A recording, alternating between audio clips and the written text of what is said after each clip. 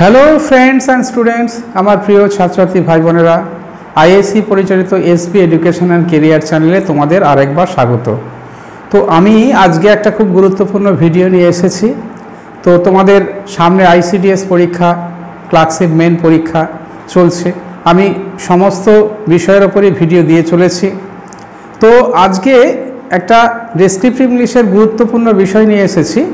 তো descriptive English লেখার ক্ষেত্রে তোমাদের আইসিডিএস বা ক্লার্কশিপ বা অন্যান্য ডব্লিউবিসিএস মিসলিনিয়াস বা যে কোনো সেন্ট্রাল গভর্নমেন্টের পরীক্ষায় ডেসক্রিপটিভ ইংলিশ মাস্ট, এবং সেক্ষেত্রে ডেসক্রিপটিভ ইংলিশের একটি গুরুত্বপূর্ণ অধ্যায় হচ্ছে প্রিপোজিশন। সেই প্রিপোজিশনের আমি ক্লাসগুলো পরপর দিয়ে চলেছি। ডেসক্রিপটিভ ইংলিশের আগে দিয়েছি দুটো ক্লাস। তো আজকে আমি গুরুত্বপূর্ণ প্রিপোজিশন দুটো, তাদের ব্যবহার নিয়ে এবং কোন কোন ক্ষেত্রে ব্যবহার হয় সেগুলো আমি দেখাবো। ইন্ট অ্যান্ড টু, এই দুটো প্রিপোজিশন কোন কোন জায়গায় ব্যবহার হয় এবং কোন কোন ক্ষেত্রে সেগুলো ব্যবহার করা যায়। তো we know that with a view to writing and speaking also descriptive English, in respect of descriptive English and spoken English, prepositions are very important, and without using proper prepositions the sentence can never be correct and appropriate. So in that case we must know prepositions chapter wise, এবং আমি সেই জন্য কী করছি, chapter by chapter, অর্থাৎ প্রত্যেকটা part by part preposition, যাতে কোনো কিছু বাদ না রয়ে যায়, তোমরা ঠিকভাবে শিখতে পারো, প্রিপোজিশনের ব্যবহারগুলো করতে পারো। তা আমি সেই জন্য করছি। তো আজকে ইন এবং টু, ঠিক আছে, এই দুটো প্রিপোজিশন আগে আমি অন দিয়ে দিয়েছি। তো in and to preposition, in কোথায় ক্ষেত্রে হয় আমি ওয়ান বাই ওয়ান দেখাবো। ইন প্রথম বৎসরের পূর্বে, এগুলো তোমরা পার্ট পার্ট করে মনে রাখবে। কোনো বৎসর যদি লিখতে হয় তার আগে কখনো আমরা ইন ছাড়া অন্য কিছু বসাবো না। যেমন ইন দ্য ইয়ার 1949, তো এইটা যদি বোঝাই, যে কোনো সাল বোঝালে, তাহলে সেক্ষেত্রে বছরের ক্ষেত্রে কি হবে, ইন হবে, ঠিক আছে। বা ইন 2002, ওকে, অর্থাৎ বছর যদি বোঝায় তার আগে অবশ্যই ইন ব্যবহার করতে হবে। এটা এক নম্বর গেল, ওকে। তাহলে আমি এটা বাক্যে প্রয়োগ করতে পারি, বা হি কেম টু মি ইন 2004, 2004 সে আমার কাছে এসেছিল, অর্থাৎ এইভাবে আমি বাক্যগুলো ব্যবহার করতে পারি, ওকে। তো আমাদের ডেসক্রিপটিভ ইংলিশে বিভিন্ন ক্লাসগুলো চলছে, তার সাথে স্পোকেন, ম্যাথ, জিকে, জিআই আমি চেষ্টা করছি তোমাদের যে সমস্ত কিছু দিয়ে তোমাদেরকে আমি এনাবল করতে, যাতে তোমরা পরীক্ষায় ভালো করতে পারো। আমার অনলাইনে সমস্ত ক্লাস চলছে আমার ইনস্টিটিউটের, এবং তার ব্যস্ততার মধ্যেও আমি চেষ্টা করছি ইউটিউবের ক্লাসগুলো যাতে মিস না হয়। আমি চেষ্টা করছি ইউটিউবের নিয়মিত ক্লাসগুলো করে তোমাদেরকে এলিজিবল বা দক্ষ বা এক্সপার্ট করার জন্য, যাতে তোমরা স্কিল হতে পারো। সেই জন্য বহু ব্যস্ততার মধ্যেও এসেছি, ঠিক আছে, নিয়মিত ভিডিওগুলো দিচ্ছি। যাই হোক, বৎসরের পূর্বে, মাসের পূর্বে, এই প্রিপোজিশনগুলো সম্পর্কে আমাদের সম্যক যদি ধারণা থাকে, তাহলে আমাদের ডেসক্রিপটিভ ইংলিশটা খুব সুন্দর হবে। হ্যাঁ, মাসের পূর্বে কোনো যদি মাস লিখতে হয় তাহলে আমরা সেক্ষেত্রে, তাহলে কোনো মাসের পর, তাহলে ইন দ্য মান্থ অফ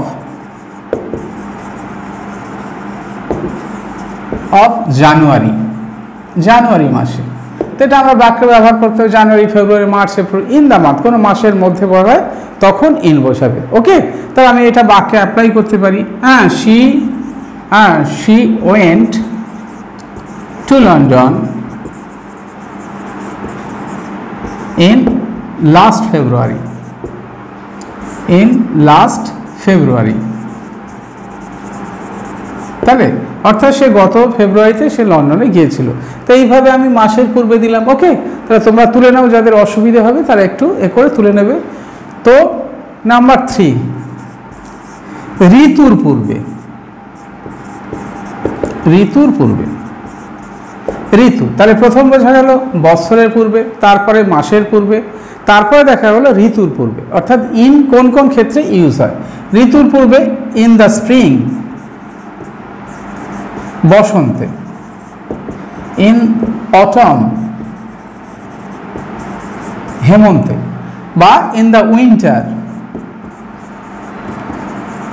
এইগুলো সম্পর্কে সম্যক ধারণা থাকলে, সম্যক জ্ঞান থাকলে, if we have proper knowledge of using prepositions properly, তাহলে we can make the sentence according to our own and we will certainly be able to speak and write according to our own perfectly. Okay, in respect of descriptive English we will have no problem if we have sufficient grammatical knowledge in respect of several grammars of English language. Okay, তো আমাদের এই জন্যই আমাদের English ল্যাঙ্গুয়েজে গ্রামারটা খুব দরকার, এবং সেক্ষেত্রে prepositions is one of the most important chapter, important ingredients of English language, English grammar. Okay, তো সেক্ষেত্রে আমাদের এগুলো বুঝতে হবে। তারপরে কি বোঝাবে না, বড় কোনো শহর বোঝাতে। হ্যাঁ, আমরা যদি বড় শহর বোঝাই তাহলে বড় শহর বোঝাতে তোমরা এইটা ভিডিওটা শেষ পর্যন্ত দেখবে, এবং তোমরা কোনো কিছুই এটাকে যথেষ্ট ওয়েটেজ দেবে, গুরুত্ব দেবে, যাতে তোমরা পরিষ্কার তোমাদের নলেজটা পরিপূর্ণ হয়। ওকে, বড় শহর বলতে আমরা কি বলছি, ইন ক্যালকাটা, এখন বা ইন কলকাতা, এখন আমরা লিখতে পারি কলকাতা, এখন কলকাতা হয়ে গেছে, বা ইন লন্ডন। আমরা জানি বড় কোনো জায়গা বসালে ইন হয় এবং ছোট জায়গা বসালে অ্যাট হবে। আমি অ্যাটের ব্যবহার পরে যখন আসবো তখন দেবো। তাহলে আমি এটাকে লিখতে পারি, I went to Kolkata last week. Okay, তাহলে আমি গত সপ্তাহে কলকাতা গিয়েছিলাম, বাক্যগুলো নিজেদের মতো করে নেওয়া যায়, বাক্য তৈরি করে নিতে হবে। ওকে, আচ্ছা, এরপরে তোমরা লিখে নাও বা তোমরা করে নাও। তারপরে 5 নম্বর,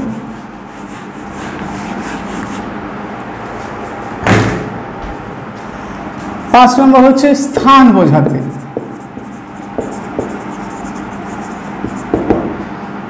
তাহলে স্থান কিরকম, he was in the first position, প্রথম অবস্থা, অর্থাৎ প্রথমে ছিল, ইন দ্য ফার্স্ট পজিশন, অর্থাৎ এই ইন হলো, এখানে অন হবে না, অ্যাট হবে না, অন্য কিছু হবে না, তাহলে স্থান বোঝাতে বোঝা গেল। ঠিক আছে, তাহলে আমি এরপরে স্থান বোঝালো। এই 6 নম্বর কি বলছে, ঠিক আছে, আমি যদি বলি যে পেশা, কোনো পেশা বোঝাতে, ঠিক আছে, পেশা, তাহলে হি ইজ ইন টিচারশিপ।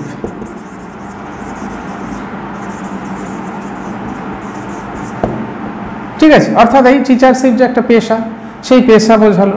ঠিক আছে, বা আমি যদি বলি he is in government service, সে সরকারি চাকরিতে আছে, অর্থাৎ এটা পেশা বোঝালো। তাহলে পরপর 1 বাই 1 আমি 6 নম্বর পার্টগুলো বোঝালাম যে কি করে ব্যবহার করতে হয়। ঠিক আছে, আচ্ছা, আমি যদি এরপরে কোনো ব্যক্তি বা বস্তুর নির্দিষ্ট অবস্থান বোঝাই, ঠিক আছে, তোমরা নিশ্চয়ই তুলে নিয়েছো বা তোমরা বুঝতে পেরেছো।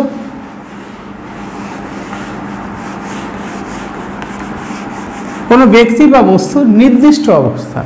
ওকে, 6 নম্বর। এবারে 7 নম্বর, বিভিন্ন জায়গায় ইনগুলো ব্যবহৃত হয়, আমি পরপর দেখিয়ে দিচ্ছি, সেগুলো তোমরা বুঝে নাও এবং ব্যবহার করার সময় তোমরা এভাবে করবে। ওকে, তাহলে নির্দিষ্ট স্থান বোঝাতে,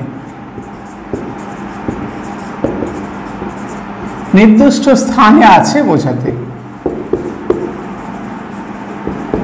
তাহলে আমি যদি বলি, মাই ফ্রেন্ড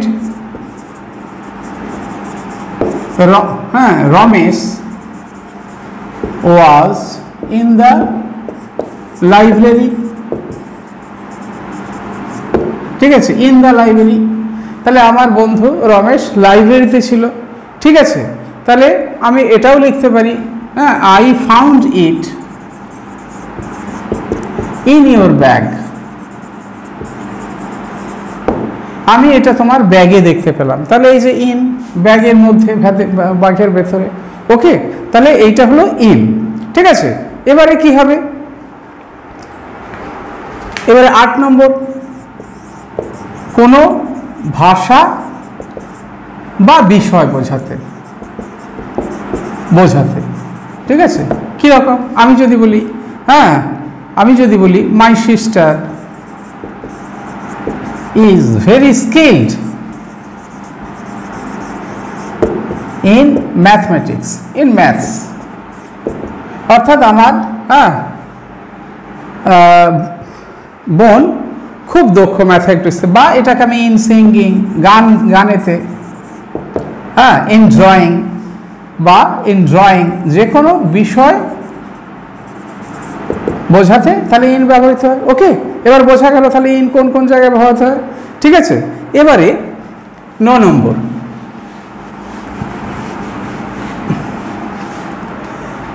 নম্বর, কোনো কিছু দিয়ে বোঝাতে, কোনো কিছু দিয়ে বোঝাতে কিরকম, যে he is writing in ink, সে কালিতে লিখছে। ঠিক আছে, কোনো কিছুর দ্বারা এইটা বোঝাতে, এই ইঙ্ক, হ্যাঁ, এই যে ইঙ্ক বোঝালো, এই যে কালি দিয়ে, তাহলে এই 9টি বিষয় নিয়ে, এই 9টি বিষয় বা 9টি জায়গায় সাধারণত ইন প্রিপোজিশনটা ব্যবহৃত হয়। যদিও অ্যাপ্রো প্রিপোজিশন এর পরে অনেক আছে, অর্থাৎ এক একটা পার্টিকুলার ওয়ার্ড এক একটা প্রিপোজিশন নেয়, সেই কোনোটা অ্যাডজেক্টিভ, কোনোটা ভাব, কোনোটা অ্যাডভার্ব, এইগুলো প্রিপোজিশন নিয়ে পার্টিকুলার মিনিং হয়, সেগুলো আমি পরে 1 বাই 1 আলোচনা করব। নর্মাল প্রিপোজিশন হিসেবে ইন এই সমস্ত জায়গাগুলো ব্যবহৃত হয়, তোমরা লেখার সময় এগুলো ব্যবহার করবে। ওকে, তো ইনটা দেখালাম, এরপরে আমাদের টু ব্যবহারটা দেখাতে হবে এবং সেটা আমরা বুঝে নেব পার্ট বাই পার্ট, এইরকম নিয়মের মাধ্যমে 1 বাই 1, যে টু কোন কোন ক্ষেত্রে ব্যবহৃত হয়। ঠিক আছে, আচ্ছা 1 নম্বর, এবার টু, ইনটা আগে দিয়েছি টু। 1 নম্বর কোথায় বসে না, গতি বোঝাতে। ঠিক আছে, গতি বা দিকে, কোনো দিকে, যেমন the train is going to Madras, বা এখন চেন্নাই হয়ে গেছে, বা চেন্নাই যে কোনো একটা জায়গায়, বা I am going to Delhi, তাহলে এখানে অর্থাৎ আমি যাচ্ছি, ট্রেনটা যাচ্ছে, এই যে গতি বোঝাতে, তাহলে এইটা ব্যবহৃত হলো। আচ্ছা, এবারে 2 নম্বর কি, তাহলে একদিকে গতি বোঝাতে টুটা, 2 নম্বর কি বোঝাতে না, 2 নম্বর হচ্ছে সময় কত বাকি, এটা খুব গুরুত্বপূর্ণ, সময় বাকি বোঝাতে। ঠিক আছে, সময় বাকি, অর্থাৎ আমি যদি বলি এখন 8টা বাজতে 10 মিনিট বাকি, তাহলে বা হ্যাঁ 8টা বাজতে 10 মিনিট বাকি, ভাই ইট ইজ 10 to 8, মানে যেটা বাজবে সেটা এখানে হবে, যে সময়টা বাকি সেটা এখানে হবে। তাহলে 10 to 8 মানে 8টা বাজতে 10 মিনিট বাকি, এইটা অর্থাৎ কোনো কিছু আমি যদি 5টা বাজতে 4 মিনিট বাকি, তাহলে 4 minutes to 5টা 5, এইটা এইভাবে লেখা হয়েছে, অর্থাৎ আমি এই সংখ্যায় দেখিয়ে দিলাম 4 to 5 মানে 5টা বাজতে 4 মিনিট বাকি। তাহলে এইভাবে আমরা ব্যবহার করব টুটা সময় বাকি বোঝাতে। ওকে, এরপরে আসি 3 নম্বর। 3 নম্বরে কি না, সম্মতি বোঝাতে। সম্মতি বোঝাতে অর্থাৎ সম্মতি হ্যাঁ বা না, বা কোনো কিছু খেয়ে জিজ্ঞেস করা হলো কোনো কিছুতে, হ্যাঁ, বা কোনো কিছু সম্পর্কে হ্যাঁ বাচক, সম্মতি কি হ্যাঁ বা না। ঠিক আছে, তা আমি যদি বলি সম্মতি কীরকম, it is sweet to taste, তার মানে এটি স্বাদে মিষ্টি। তাহলে এই মানেগুলো নিশ্চয়ই বুঝতে পারছো তোমরা, এটি স্বাদে মিষ্টি, এটি স্বাদে মিষ্টি, it is sweet to taste. বা এটাকে আমি যদি বলি এটা তিতো, হ্যাঁ, তো আমরা যদি বলি যে ইট ইজ বিটার, হ্যাঁ, টু টেস্ট। এই যে সুইট টু, বিটার টু, অর্থাৎ কোনো কিছু স্বাদ বোঝাতে, সম্মতি বোঝাতে এটা ব্যবহৃত। ওকে, আচ্ছা 3 নম্বর হলো। 4 নম্বর হচ্ছে সময়সীমা বোঝাতে। এগুলো কিন্তু 1 বাই 1 তোমরা মনে রাখবে, এগুলো খুবই গুরুত্বপূর্ণ। সময়সীমা বোঝাতে কীরকম সময়সীমা, তাহলে আমি যদি বলি he has been working from morning to evening, এখানে কি হবে, সকাল থেকে সন্ধে পর্যন্ত যদি বোঝায়, হ্যাঁ, তাহলে এখানে টু হবে, তো মর্নিং টু ইভিনিং। ঠিক আছে, অর্থাৎ বা আমি যদি বলি সন্ধ্যা থেকে গভীর রাত্রি, তাহলে সেক্ষেত্রে কি হবে, ইভিনিং টু ডেড নাইট, গভীর রাত্রি dead night, okay, evening to dead night. বা ভোর থেকে সূর্যোদয় থেকে, সূর্যোদয়ের আগে থেকে গোধূলি পর্যন্ত, সেখানে ডন টু ডাস্ক, সেখানে লেখা যায় ডন টু ডাস্ক, টু ডাস্ক। তাহলে এই যে টু, এই টুটা কোনো সময়সীমা বোঝাতে ব্যবহৃত হলো, তোমরা একটু খুব সুন্দর করে এটা মনে রাখবে, ওকে। আচ্ছা, এবারে 5 নম্বর,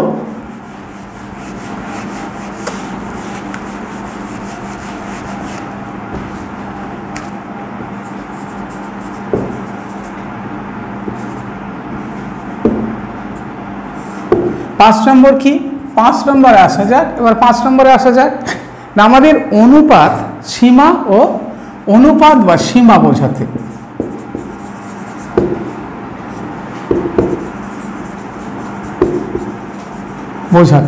তাহলে আমরা যদি বলি যে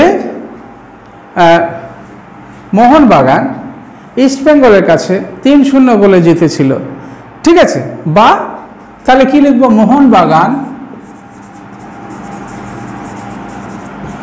on the game বা on the match by 3 goals to nil, অর্থাৎ 3-0 বলে জিতেছিল। তাহলে এখানে অনুপাত বোঝা গেল, কি অনুপাত না 3-0, হ্যাঁ, বা 3 goals to 2, এই যে 3-2 এইরকম যদি হয় তাহলে জিতেছিল, অর্থাৎ বোঝা গেল যে, হ্যাঁ, তো এইভাবে অনুপাত বোঝায়। এবারে আমি যদি আরেকটা বোঝাই, এই যে অনুপাত বা সীমা, অর্থাৎ এটাকে যদি আমি বলি, আরেকটা উদাহরণ নেওয়া যায়, উদাহরণ এ, উদাহরণ বি নেওয়া যাক। তাহলে দ্য থিপ ওয়াজ, এইগুলো তোমরা বাক্যে ব্যবহার করবে, বিটেন টু ডেথ, অর্থাৎ চোরটিকে মেরে ফেলা হয়েছিল, হ্যাঁ। অর্থাৎ আবার এখানে আমরা লিখতে পারি, আর একটা উদাহরণ দিতে পারি যে আমরা কি লিখতে পারি, দ্য আর্মি, হ্যাঁ, দ্য আর্মি ফট টু দ্য লাস্ট সোলজার। খুব গুরুত্বপূর্ণ এগুলো ব্যবহার, অর্থাৎ টু দ্য লাস্ট সোলজার মানে আর্মি যুদ্ধ করেছিল শেষ সৈনিকটা থাকা পর্যন্ত, হ্যাঁ, সৈন্যদল যুদ্ধ করেছিল যতক্ষণ না শেষ সৈনিক পর্যন্ত মারা যাচ্ছে ততক্ষণ তারা যুদ্ধ করেছিল। তাহলে এই অ্যাপ্লিকেশনগুলো খুবই গুরুত্বপূর্ণ। বা আমরা লিখতে পারি, আর একটা উদাহরণ নিতে পারি, হ্যাঁ, অর্থাৎ এই অনুপাত সীমা, এটা ডি উদাহরণ নেই, to our disappointment, to our disappointment, অর্থাৎ আমরা হতভম্ব বা হতাশ হয়ে গেলাম, he failed in the exam, আমরা অবাক হয়ে গেলাম যে সে কি করলো না, সে ফেল হয়ে গেল পরীক্ষায়। তাই এইভাবে এই সমস্ত ক্ষেত্রে এই যে টুগুলো, এগুলো ব্যবহার হয় এইভাবে, ওকে। আচ্ছা, এরপরে তাহলে আমরা এগুলো বুঝে নিলাম, টুটা, এই পয়েন্টটা খুবই গুরুত্বপূর্ণ। এর পরের পয়েন্টে আসবে কি 6 নম্বর। 5 নম্বর আমরা 1 by 1 বুঝেছি, 6 নম্বর হচ্ছে উদ্দেশ্য বোঝাতে, ঠিক আছে, কিরকম না, তাকে ডিনারে আমন্ত্রণ জানানো হয়েছিল, তাহলে হি ওয়াজ ইনভাইটেড টু ডিনার, ঠিক আছে, বা টু লাঞ্চ, তাহলে এইরকম হতে পারে। হি ওয়াজ ইনভাইটেড টু ডিনার মানে তাকে ডিনারে, এখানে অন্য কোনো প্রিপোজিশন হবে না, টু ডিনার মানে তাকে ডিনারে নিমন্ত্রণ বা আমন্ত্রণ জানানো হয়েছিল, ওকে। এরপরে 7 নম্বর আসবে। তাহলে আমি 1 by 1 প্রিপোজিশনগুলো দেখাচ্ছি, এইটা বোঝাতে যে কি করে এই প্রিপোজিশনগুলো ব্যবহার হয় এবং সেগুলো বাক্যে কিভাবে সুন্দরভাবে ডেসক্রিপটিভ ইংলিশ বা স্পোকেন ইংলিশে it will be used both in spoken English and written English also. Okay, আচ্ছা, সময় আছে বোঝাতে।